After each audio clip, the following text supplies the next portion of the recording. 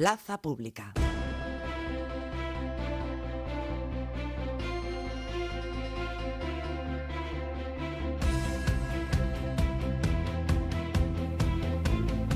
Cada viernes tenemos la sana costumbre de interesarnos por nuestra educación financiera y de progresar un poquito más cada día al respecto en el conocimiento y en la destreza financiera, si es que tal término cabe. Y en eso nos ayuda cada semana el Instituto de Crédito y Finanzas de la Región de Murcia, el ICREF.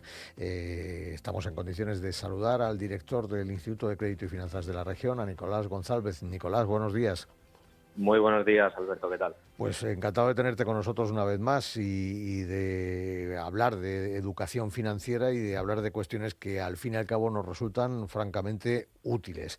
Estamos volviendo de vacaciones, esos son los rumores que llegan a esta redacción, ¿verdad? Que hay gente que vuelve de vacaciones y el caso es que se nos ocurre pues que podría ser interesante hablar de la inflación, no hemos dejado de hablar de ella durante todo el verano, y de sobre todo lo que implica esa inflación para nuestras finanzas personales.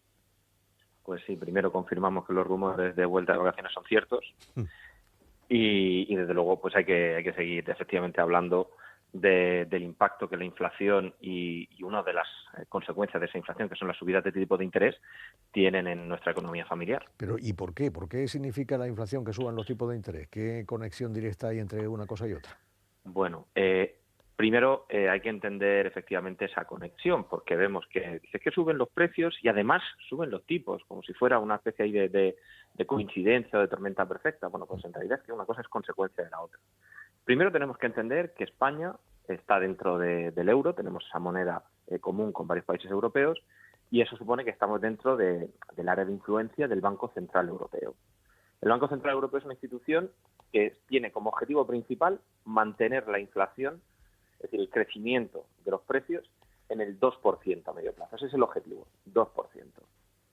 El banco dice que cuando los precios de la economía europea aumentan con mucha rapidez, es decir, cuando esa inflación es muy alta, las subidas de tipos de interés nos ayudan a que la inflación se sitúe otra vez en el entorno de ese 2%.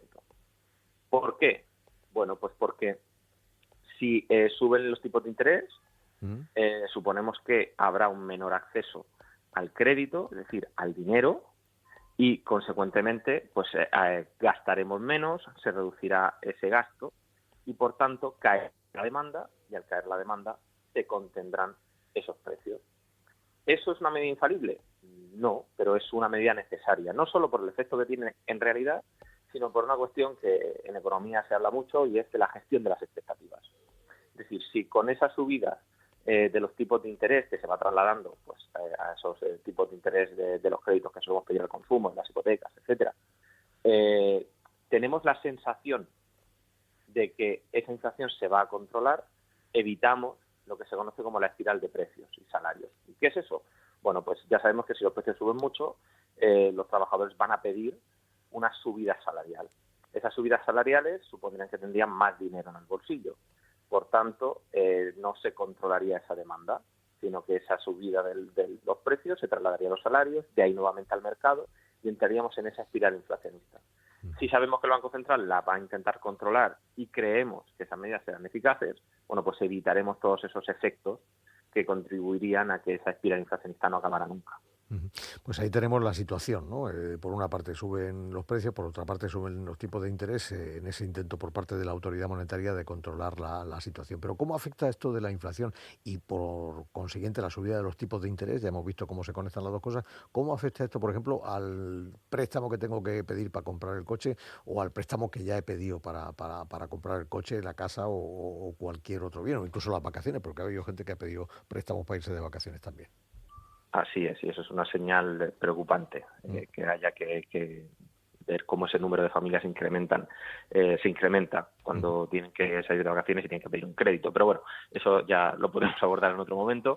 Pero es interesante la distinción que hace de cómo afecta a los préstamos nuevos y a los préstamos que ya tenemos, porque lógicamente el efecto no es igual.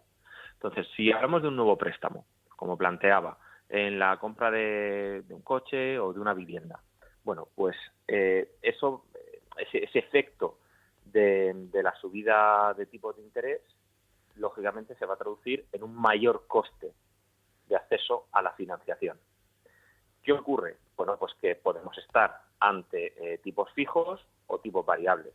A la hora de contratar un nuevo préstamo, esa subida la vamos a notar, tanto si vamos a pedir un préstamo fijo como variable. Si es fijo, porque las expectativas de que esos tipos se mantengan en niveles más elevados que hace unos meses se mantienen, por tanto pagaremos un tipo fijo más alto, aunque siempre el mismo durante toda la vida del préstamo, mientras que en el caso del variable, pues irá referenciado a algún índice. Normalmente, el conocido por todos, el de referencia para las hipotecas, que es el Euribor, que aunque no es el que fija el Banco Central Europeo, que tiene sus tipos oficiales, pero el Euribor suele recoger los efectos de esa subida y trasladarla, ¿no?, al mercado. Entonces eso en definitiva va a significar que vamos a pagar un mayor coste por esos bienes porque la financiación es más cara. Ahora bien, ¿y si ya tenemos el préstamo contraído? Bueno, pues en ese caso, si estamos ante un tipo de interés fijo, no deberíamos preocuparnos, porque según el contrato, ese tipo de interés se mantendrá estable durante el tiempo que hayamos determinado y en principio no tendríamos que vernos afectados. En el caso del tipo variable, pues ya lo sabemos, nosotros quienes tenemos hipotecas referenciadas a ese Euribor, pues vamos a ir viendo cómo sube esa cuota que tenemos que pagar, porque pagaremos más intereses que pagábamos antes. El diferencial, que suele ser pues, Euribor más un determinado diferencial, es fijo, pero claro, la base, que es ese índice, va a subir y por tanto el coste que vamos a tener que asumir es mayor. Por eso siempre es bueno pues hacer una planificación y cuando decidamos si queremos un préstamo a tipo fijo o tipo variable, además de la capacidad de negociación que tengamos con el banco, pues también tendremos que ver cuál es nuestra situación financiera en el medio plazo y las expectativas que tenemos en torno a este tipo de interés. Hemos repasado lo que supone la inflación y la subida de tipos para los préstamos, pero también tiene efecto esto de la inflación y la subida de tipos, me imagino, en los ahorros que tengamos en el banco. Sí, por supuesto. Aparentemente puede parecer que no tiene efecto, porque si yo hace un año pues dejé en una cuenta 1.000 euros, hoy me asomo a la cuenta y esos 1.000 euros siguen estando. Pero claro, ese es el valor nominal. Tengo 1.000 euros, pero esos 1.000 euros tienen el mismo valor hoy que hace un año. No tienen el mismo valor, tienen menor valor hoy, porque puedo comprar una menor cantidad de bienes y servicios con ese dinero o puedo invertir en activos por un menor valor. Por tanto, la inflación se conoce normalmente también como un impuesto al ahorro. Me va comiendo el valor de esos ahorros. Con la subida de tipos de interés podríamos pensar, bueno, pues esa subida de tipos de interés que me está encareciendo el crédito también debería darme una mayor remuneración de los ahorros que tengo pues, en un depósito. Pero lo cierto es que aquí, y además ha estado pues en la actualidad estas últimas semanas, en el caso de España las entidades financieras aún no están remunerando esos depósitos a tipos de interés muy altos. De hecho, somos uno de los países que está a la cola de Europa en remuneración de esos depósitos. Por tanto, esa remuneración puede no compensar la subida de precios. Entonces tenemos que ver si los productos en los que invertimos ese ahorro baten o no la inflación. Lo cual nos lleva a qué podemos hacer en nuestro margen de maniobra para afrontar esos efectos de la subida de precios y de tipos sobre tanto los préstamos como los ahorros. ¿Qué podemos hacer? ¿Qué margen de maniobra nos queda? Bueno, pues podemos sintetizarlo en cuatro grandes medidas o cuatro grandes líneas que además son las que nos recomienda la Asociación Bancaria Europea, que es la entidad de referencia para estas cuestiones. Pues, en primer lugar, deberíamos siempre comparar los tipos de interés. Comparar no cualquier tipo de interés, porque se ofrece muchas veces el tipo de interés nominal y luego vemos abajo TAE, tanto por ciento. Es la TAE lo que tenemos que comparar, que es el tipo de interés anual. Ese es el coste real para nosotros, incluyendo cualquier tipo de comisión añadida sobre ese tipo de interés y otros gastos adicionales. Por tanto, pues una mayor TAE, si estamos hablando de un préstamo, significará un mayor coste y si hablamos de remuneración, pues supondrá para nosotros una mayor remuneración. Luego tenemos también que comprobar si nuestros depósitos están protegidos. Nuestros ahorros, si están dentro de la Unión Europea, en un banco que esté autorizado por la Unión, podremos beneficiarnos de esa protección que nos da de hasta 100.000 euros por persona en el caso de que quiebre un banco. Esto nos lleva también a que invirtamos en sitios que nos ofrezcan garantías. en ocasiones nos podemos encontrar con rentabilidades que nos parecen muy atractivas, incluso fuera de mercado. Bueno, tenemos que ver esa entidad realmente, qué garantías tiene, dónde está, cómo se nos protege, etcétera. Luego también tenemos que, como lo hemos mencionado anteriormente, valorar, ¿no?, las ventajas y las contras también, los contras que tienen los préstamos a tipo de interés fijo con respecto a los tipos de interés variable. Y valorar cuál es esa mejor opción. ¿Por qué digo que los préstamos a tipo de interés fijo también tienen sus contras? Bueno, porque si hablamos de una hipoteca no es algo que firmamos a 5 años, lo hacemos a el tipo medio, o sea, la duración media, perdón, está en torno a los 25 años. 25 años el mercado cambia mucho, los tipos de interés varían mucho. Por tanto, los bancos de alguna forma también se cubren, ¿no?, ese riesgo de tipo de interés a largo plazo, y en el cómputo general de la hipoteca puede resultar más caro, porque tendremos que pagar ese tipo de interés durante un periodo de tiempo muy largo. ¿Cuál es el pro? Pues fundamentalmente que si suben los tipos de interés por encima de nuestras expectativas, pues bueno, nuestras cuotas van a estar protegidas. Uh-huh. Los tipos de interés variables, bueno, pues lógicamente asumen o suponen que asumimos un mayor riesgo, pero también en épocas de tipos de interés bajos nos vamos a beneficiar de esas bajadas.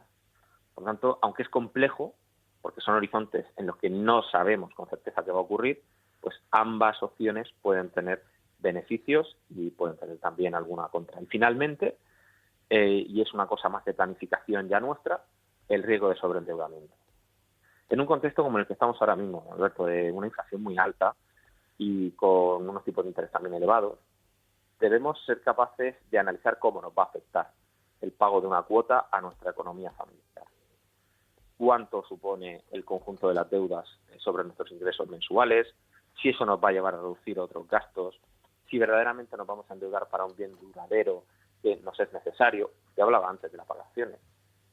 Son imprescindibles esas vacaciones, podemos recortar, podemos planificar de otra manera, porque eso al final hay que pagarlo y todo ese coste tiene además algo de interés añadido.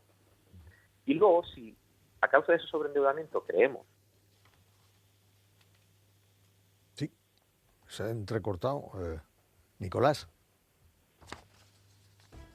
Anda, pues hemos perdido la comunicación con Nicolás. Créanme que esto no es un cliffhanging, como dicen en las series, no es que les queramos dejar colgando del precipicio para despertar su interés, es que realmente se ha entrecortado, se ha perdido la comunicación directamente con Nicolás González, el director del Instituto de Crédito y Finanzas, con quien estábamos repasando pues lo que supone la inflación y la subida de tipos de interés para nuestros ahorros, para nuestros préstamos, y pensábamos preguntarle en los últimos instantes por lo que supone para nuestras inversiones, pero nos hemos quedado prácticamente fuera de tiempo, Nicolás, que se ha interrumpido la comunicación. Justo, se ha interrumpido esto. Estábamos hablando sobre endeudamiento y las líneas no han resistido. Bueno, no sé si retomar el tema la semana que viene en estas píldoras. En cualquier caso, ya tenemos un bagaje para movernos y te agradecemos mucho pues toda la información que has proporcionado, porque en este momento en el que la inflación está tan en boga, estamos hablando tanto de eso, de la subida de tipos de interés, hemos podido disponer, gracias a esta conversación, de herramientas, por lo menos para prever, para poder ordenarnos la cabeza. Así que te agradecemos mucho la capacidad de síntesis, Nicolás, y la semana que viene más. Ya veremos si de esto o de otra cosa. Pues así lo haremos. Disfrute sus vacaciones. Muchas gracias. Hasta luego. Hasta luego. Lo dicho, las noticias con Javier Ramírez, y a la vuelta más Plaza Pública.